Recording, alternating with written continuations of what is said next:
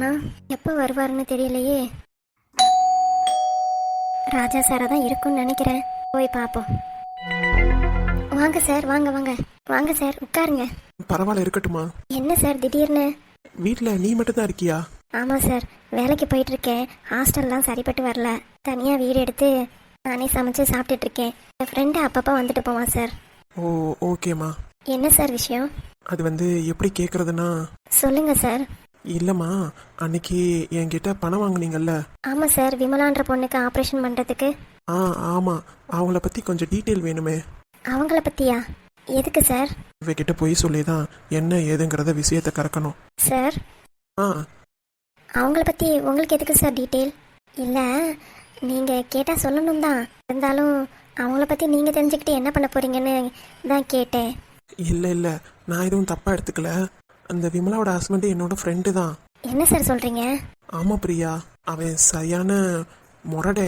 பாவம் அந்த பொண்ணு. என்ன சார், ஒரு சரியான முரடனா? ஜீவாக்கா என்கிட்ட அந்த மாதிரிலாம் எதுவுமே சொல்லலையே. இவர் எதுக்கு அந்த மாதிரிலாம் சொல்லணும்? என்ன ஒன்றும் புரியலையே. என்னம்மா நீ நம்பலையா? உங்கள் ஒய்ஃப் ரொம்ப தங்கமானவங்க. அவங்கள பற்றி ஒரு குறையும் சொல்ல மாட்டாங்க. பாவம் அவங்க கஷ்டப்பட்டாங்க. அவங்க மாமியாரும் சரியில்லை தான். ஆமாம், இப்படி தான் சொல்லியிருக்காங்க. அவங்க குடும்பத்தில் என்ன பிரச்சனைங்கிறது எனக்கு தெரியாதுமா.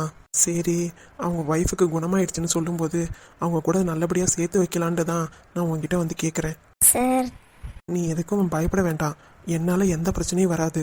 நீ விமலான்றவங்களோட அட்ரஸ் கொடுத்தீங்கன்னா நான் கூட போய் பேசிடுவேன். சார், இப்போ அவங்க ஹஸ்பண்ட் கூட தான் சார் இருக்காங்க. என்ன, அவங்க ஹஸ்பண்ட் கூட தான் இருக்காங்களா? ஆமாம் சார்.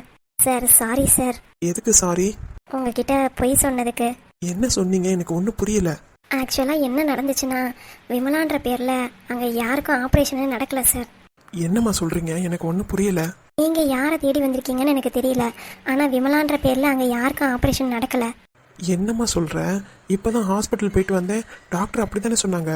சார், டாக்டர்கிட்டே நான் பொய் தான் சொன்னேன். என்னது, பொய் சொன்னியா? ஆமாம் சார், அப்போதைக்கு எனக்கு வழி தெரியல, அதனால அவங்க பேரை மாற்றி சொன்னேன். என்ன, பேரை மாற்றி சொல்லியிருக்கானா? அப்போ விமலான்ற பேரில் நம்ம ஜீவா தான் ஆப்ரேஷன் பண்ணியிருக்காளோ? சரிம்மா, இப்போ ஆப்ரேஷன் பண்ணாங்கல்ல, அவங்களோட பேர் என்ன?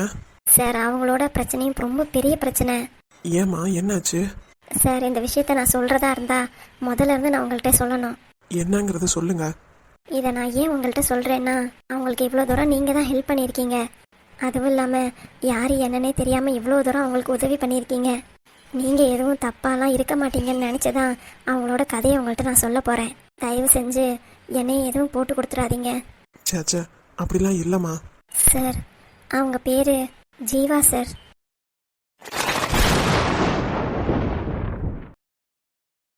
என்ன? ஜீவா அக்காவுக்கு தான் விமலான்ற பேரில் நாங்கள் ஆப்ரேஷன் பண்ண வச்சோம் சார். அப்போ இருந்த சூழ்நிலை அந்த மாதிரி அவங்களோட பேரை வெளியில் சொல்ல முடியல. ஆனால் ஜீவா அக்காவுக்கு தான் ஆப்ரேஷன் நடந்துச்சு சார். அப்போ ஜீவா சொன்னதெல்லாம் உண்மைதான். அவளுக்கு ஆப்ரேஷன் நடந்திருக்கு. அதுக்கு காசு நான் தான் கொடுத்தேனா? நினைக்கும் போது ரொம்ப சந்தோஷமா இருக்கு.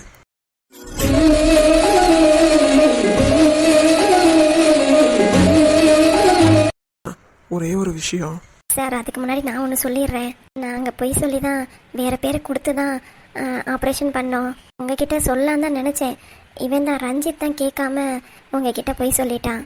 மன்னிச்சிருங்க சார். பரவாயில்லமா, இருக்கட்டும் சார். அப்புறம் இன்னொரு விஷயம், உங்களுக்கும் டாக்டர் மேடம்க்கும் நல்ல பழக்கம் இருக்குது.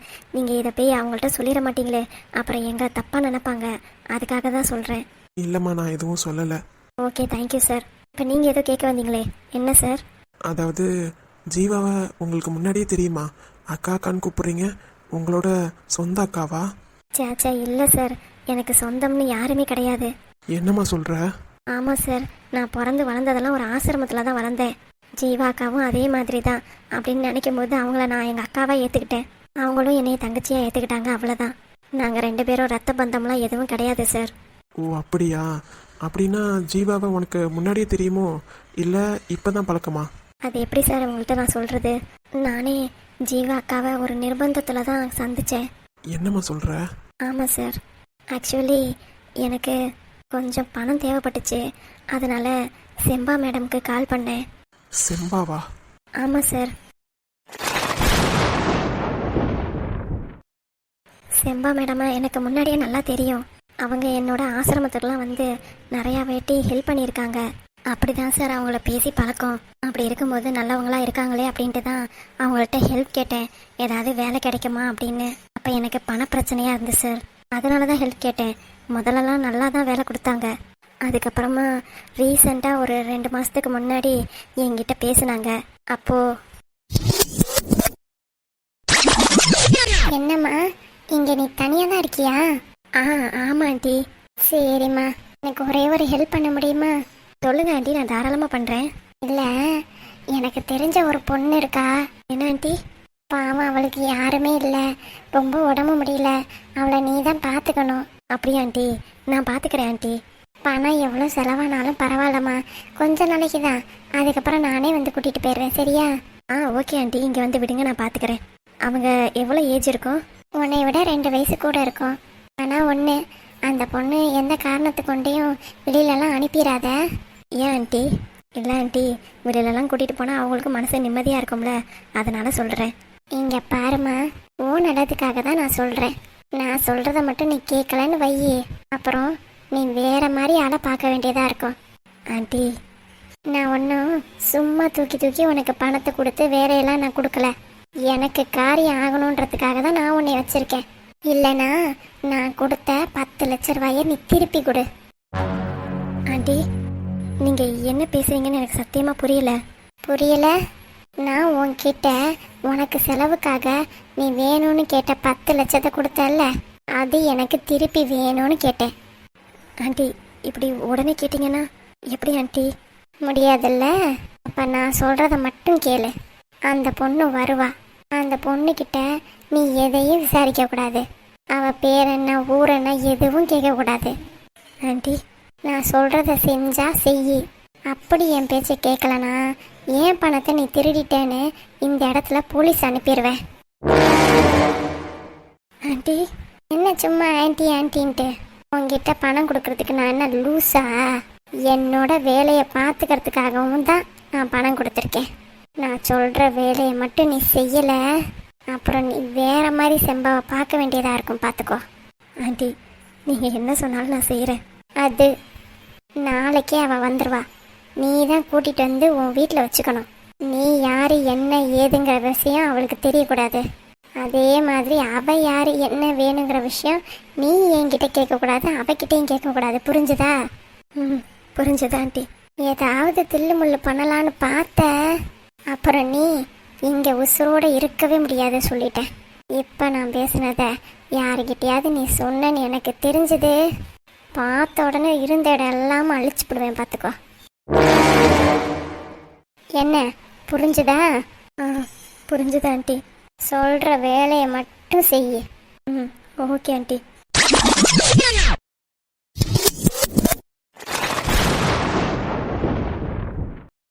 இந்த மாதிரி என்னை மிரட்டினாங்க சார். நானும் வேற வழி இல்லாமல் அவங்கள பார்த்துக்க வேண்டியதாக போச்சு. முதல்ல அவங்க யார் என்னங்கிறது எனக்கு தெரியாது. அதுக்கப்புறமா தான் அவங்க என்கிட்ட உண்மையெல்லாம் சொன்னாங்க. அப்போ தான் தெரிய வந்துச்சு அவங்க தான் அவங்களோட மாமியாருன்னு. இப்போ எனக்கு தெரிஞ்ச உண்மை ரஞ்சித்தை தவிர வேறு யாருக்குமே தெரியாது சார். நீங்கள் பணம் கொடுத்து உதவி பண்ணதுனால தான் நான் உங்ககிட்ட சொல்லியிருக்கேன்.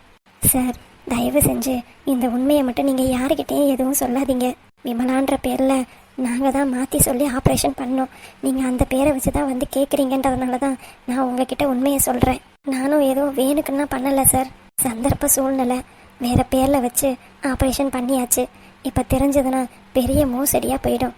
என்ன நினைக்கலனாலும் பாவம் அந்த ஜீவா அக்காவை நினச்சாவது நீங்கள் இதை ஒரு பெருசுப்படுத்தாமல் விட்டுறலாம் சார், ப்ளீஸ்.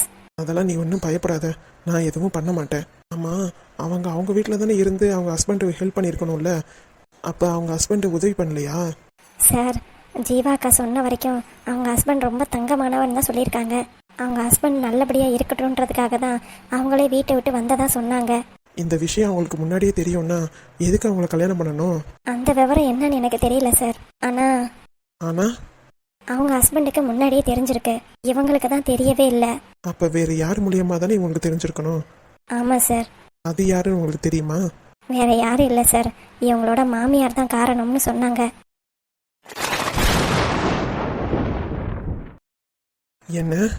ஆமாம் சார், அவங்க தான் வேகமாக ஜீவா அக்கா கிட்ட வந்து என் பையன் வாழ்க்கையை நல்லா இருக்கணும், நீ தயவு செஞ்சு என் பையன் வாழ்க்கையை விட்டு வெளியில் போயிடு அப்படின்னு சொல்லி மிரட்டியிருக்காங்க.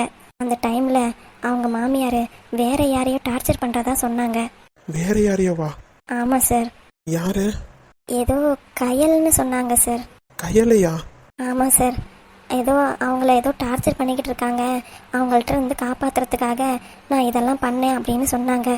இல்லை, எனக்கு ஒன்றும் புரியல. என்னன்னு எனக்கும் சரியாக தெரியல சார். செம்பா மேடம் ஏதோ கயலை அவங்கள டார்ச்சர் பண்ணதா சொல்லிட்டு இருந்தாங்க. நான் இந்த வீட்டை விட்டு போகணுன்னா நீங்கள் கயலை டார்ச்சர் பண்ணாமல் இருக்கணும், அப்போனா நான் வீட்டை விட்டு போயிடுறேன்னு சொல்லியிருக்காங்க.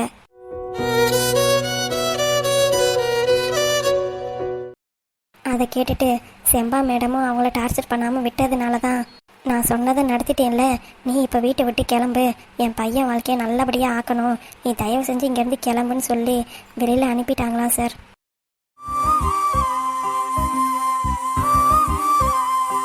இதெல்லாம் சத்தியமான உண்மை சார். ஜீவா அக்காவே தான் இதை சொன்னாங்க. சரி, இவ்வளோ நடந்திருக்கு, அவங்க ஹஸ்பண்டுக்கு இதெல்லாம் எதுவுமே இல்லை சார், தெரியாது. ஏன்? அவங்களுக்கு அவங்க அம்மானா ரொம்ப பிடிக்கும்னு சொன்னாங்க.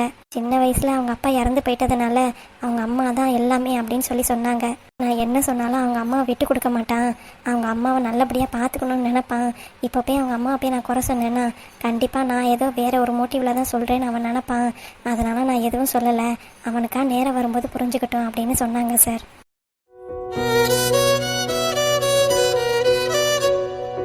உண்மையாலுமே ஜீவா அக்கா மாதிரி ஒரு பொண்ணு கிடைக்கிறதுக்கு அவங்க ஹஸ்பண்டும் சரி அவங்க மாமியாரும் சரி கொடுத்து வச்சிருக்கணும் சார். இல்லைன்னா அவங்க ஹஸ்பண்டாவது அவங்கள பற்றி புரிஞ்சிருந்துருக்கலாம். என்னமோ சார். அப்புறம் இன்னொரு பெரிய விஷயம் இருக்கு சார். என்னம்மா? அவங்க செத்து பொழைச்சி வந்திருக்காங்க. அதுக்கு காரணமும் என்ன? அந்த மலை உச்சியில இருந்தா? ஆமாம் சார், மலை உச்சியிலேருந்து தள்ளி விட்டது.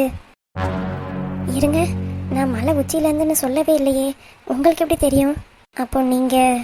ஆமாம் பிரியா, என்னோட ஒய்ஃப் தான் ஜீவா. சார், எனக்கு தெரியணும், உண்மையை சொல்லு. மலை உச்சியிலேருந்து என் ஜீவாவை தள்ளி விட்டது யாரு? சார், அது எனக்கு எதுவும் தெரியாது சார். போய் சொல்லாத பிரியா, உனக்கு எல்லா விஷயமும் தெரிஞ்சிருக்கு. ஜீவா எல்லாமே உன்கிட்ட சொல்லியிருக்கா. உண்மையை சொல்லு, மலை உச்சியிலேருந்து ஜீவாவை தள்ளி விட்டது யாரு? சார், இப்போ நீ சொல்ல போறியா இல்லையா? சார், அதுவும் செம்பா மேடம் தானே ஜீவாக்கா சொன்னாங்க சார்.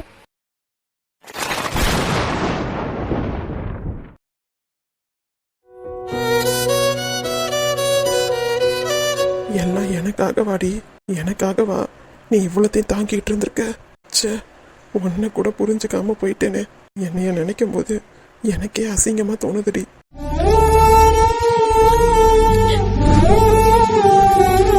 சார், உங்கள் அம்மா செம்பா மேடம் கிட்ட என்னை பற்றி எதுவும்? இல்லைம்மா, நான் எதுவும் சொல்ல மாட்டேன். அட்லீஸ்ட் எப்பயாச்சும் எனக்கு உண்மை தெரிஞ்சதே. இல்லைன்னா இன்னமும் நான் என் அம்மாவை நம்பிக்கிட்டு தான் இருந்திருப்பேன். Sir, sorry sir. நீ எதுக்குமா இப்போ சாரி கேட்குற? நான் தான் உனக்கு பெரிய கடன்காரனா போயிட்டேன். என் பொண்டாட்டியை நீ எந்த அளவுக்கு புரிஞ்சு வச்சிருக்க. ஆனால் அவளை நான் சந்தோஷமாகவே பார்த்துக்கல. அவளோட குறைய என் குறை மாதிரி தான் நினச்சி யார்கிட்டையும் சொல்லாமல் வச்சுருந்தேன். ஆனால் அந்த குறைக்கு பெரிய காரணமாக எங்கள் அம்மா இருக்கும்போது அதை அவள் மேனேஜ் பண்ணி என்கிட்ட சொல்லாமல் இருந்திருக்கா. ச்சே, நான் எவ்வளோ பெரிய முட்டாளாக இருந்திருக்கேன்ல. சார், அதெல்லாம் இல்லை சார். நீங்கள் தான் ஜீவா அக்காவோட ஹஸ்பண்ட், எனக்கு தெரியாது. உங்கள் அம்மா தான் இவ்வளவும் பண்ணியிருக்காங்க. அக்கா ரொம்ப பாவம் சார். இன்னமேட்டாவது அவங்களை கஷ்டப்படுத்தாதீங்க. எப்பயும் எப்படியாவது உங்களோட டிவோர்ஸ் தெரிஞ்சுதான் வேக வேகமாக உங்ககிட்ட வந்து சேரணும்னு சேர்ந்துருக்காங்க. அப்படி மட்டும் அவங்க வந்து சேரலை, அவங்கள நீங்கள் இன்னும் உயிரோடவே பார்த்துருக்க முடியாது.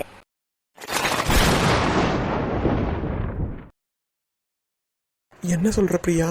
ஆமாம் சார், செம்பா மேடம் அவங்கள கொல்ல சொல்லிட்டாங்க. என்ன? நான் எப்படியோ அவங்கள தப்பிக்க விட்டுட்டேன். செம்பா மேடமும் டவுட் வந்து என்னை கேட்கும்போது நான் ஏதோ சொல்லி சமாளிச்சிட்டேன்.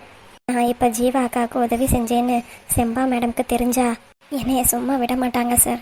நீங்கள் தான் அவங்களோட பையங்கிறது எனக்கு தெரியாது. எனக்கு உதவி பண்ணதுனால உங்ககிட்ட நான் எல்லா உண்மையும் நான் சொல்லிட்டேன். இதுக்கப்புறம் என்ன நடந்தாலும் சரி, அது எனக்கு பயமே இல்லை.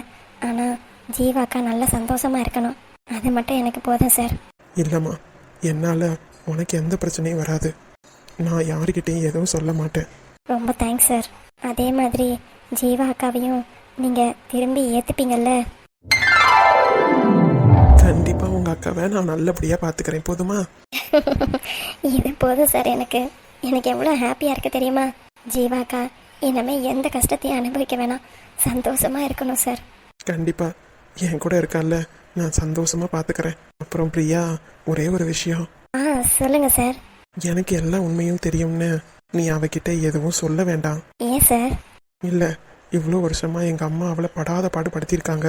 அது எல்லாமே எனக்காக மட்டும்தான் அவள் செஞ்சிருக்கா. நம்ம நான் தான் பெரிய தியாகம் பண்ண மாதிரி ரொம்ப ஃபீல் பண்ணிட்டு வந்தேன். அவளோட தியாகத்துக்கு முன்னாடி நான் பண்ணதெல்லாம் பெருசே கிடையாது. எங்கள் அம்மாவுக்கும் எனக்கு விஷயம் தெரிஞ்சிருச்சுன்னு தெரிஞ்சா வேற மாதிரி முடிவெடுப்பாங்க. அதனால ஜீவாவுக்கு தெரியாமே இருக்கட்டும், நான் அவளை ஹேண்டில் பண்ணிக்கிறேன். நீ தயவு செஞ்சு அவகிட்ட எதுவும் சொல்ல வேணாம், சரியா? ஓகே சார், நீங்கள் சொன்ன சரியாக தான் இருக்கும். உன்னை மீட் பண்ணி என்ன விவரம்னு கேட்கலான் தான் வந்தேன். இப்போதான் என் வாழ்க்கையில் நடந்த மொத்தத்தையும் யாரு காரணங்கிறத நீ புரிய வச்சுட்ட. ரொம்ப thanks Priya. You are welcome sir. எப்போவுமே உங்களுக்காக இந்த தங்கச்சி வீட்டு கதவு திறந்தே இருக்கும். எதுனாலும் என் அண்ணன்ட்ட கேளு என்ன? ஓகே அண்ணா. அப்போ நான் வரேன். ஓகே அண்ணா, போயிட்டு வாங்க. எங்கள் அக்காவை பத்திரமா பார்த்துக்கோங்க. பத்திரமா பார்த்துக்கிறேன். ஓ, என்னோடு தான் கண்ணா மூச்சு, என்றும் ஆடும் பட்டாம்பூச்சி, கட்டாயம் என் காதல் ஆட்சி, கை கொடுப்பா தென்றல் சாட்சி, சிந்தனையில் வந்து வந்து போனா சந்தனத்தில் செஞ்சு வச்ச தேனா, என்னோடைய காதலிய ரொம்ப ரொம்ப பத்திரமா என்ன எங்கும் ஒட்டி வச்ச வண்ண வண்ண சித்திரமா, வேறொருத்தி வந்து தங்கைய மனசு சத்திரமா.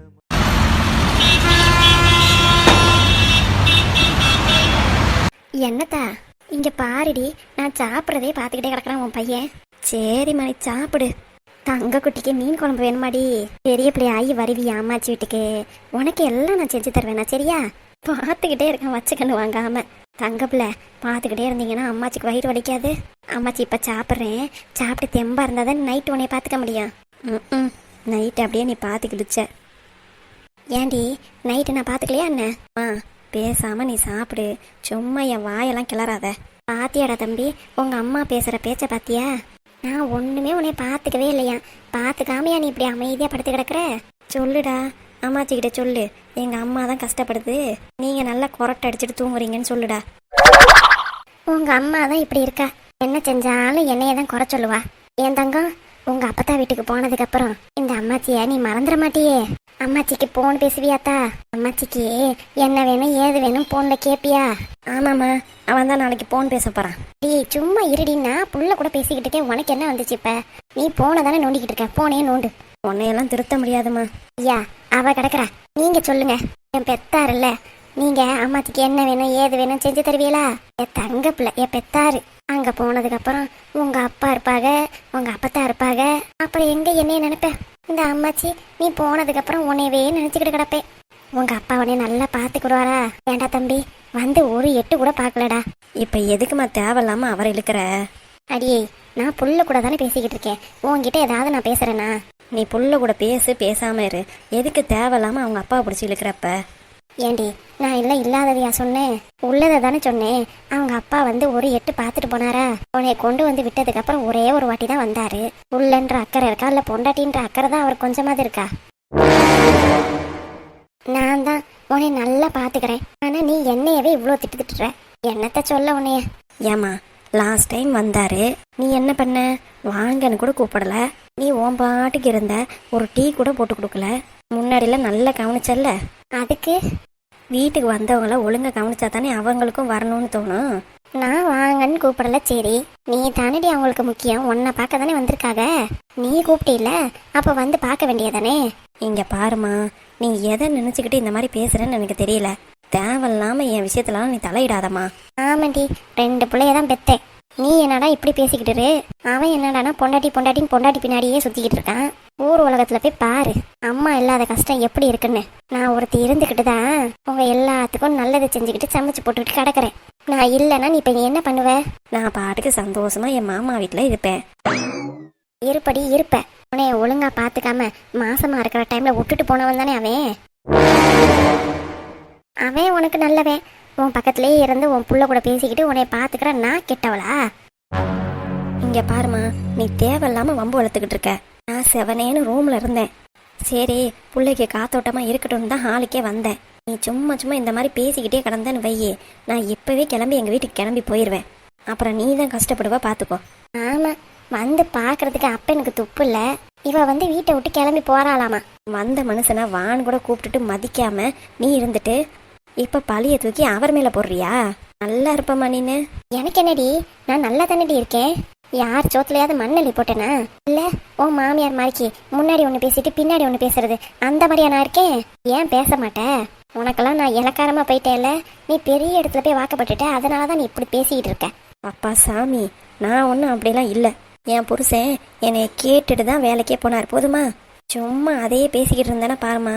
இதுக்கு தான் அண்ணன் சொல்லுது தனியா போறேன் தனியா போறேன்னு. ஏன் போக வேண்டியதானே உங்க அண்ணே? இப்ப யார் அவனை புடிச்சு வச்சுக்கிட்டு இருக்கிறது? நான் வந்து போவாதடா புடிச்சு வச்சுக்கிட்டா இருக்கேன். அடிப்பாவி, நீ தானேம்மா சொன்ன. என்னன்னு? வீட்டை விட்டுலாம் எங்கேயும் போகக்கூடாது, ஒழுங்கா ஒத்துமையாக தான் இருக்கணும், இங்கே தான் இருக்கணும், நீ தானே சொன்ன.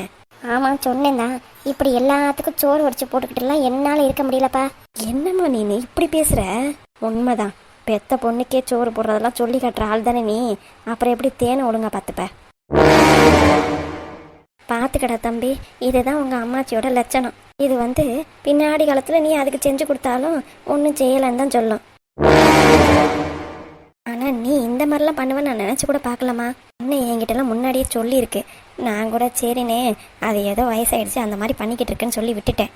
இப்போ தானே தெரியுது நீ எப்படி எப்படியெல்லாம் பேசுவேன்னு. உண்மையாலுமே பாவம் மாத்தேன்னு நீ இவ்வளோ பேச்சு பேசுறியே. என் அத்தை அதான் உன் மைனி என்னைய எப்படி பார்த்து பார்க்க தெரியுமா? உன்னைய மாதிரியா சோறு போடுறதுக்கெல்லாம் கரைச்சி கொட்டிக்கிட்டுச்சே.